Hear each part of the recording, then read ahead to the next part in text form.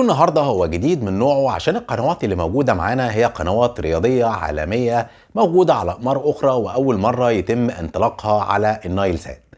صباحكم فل ومساكم أحلى مع محمد حسن في فيديو جديد من فيديوهاتنا في عالم الترددات والقنوات على النايل سات. بتسجل دي؟ بتسجل؟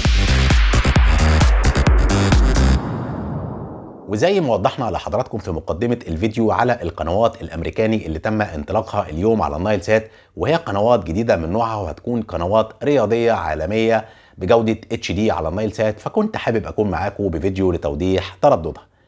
اما بخصوص القنوات اللي ظهرت معانا على النايل سات، هم 4 قنوات رياضيه تحت هذا الاسم في لستة القنوات بعد ما تعمل البحث على التردد اللي موجود معانا. ورياضات القنوات دي مختلفه من نوعها، زي المصارعه والملاكمه والرجبي وغيرها من الرياضات اللي احنا ما بنشوفهاش على قنوات رياضيه على النايل سات.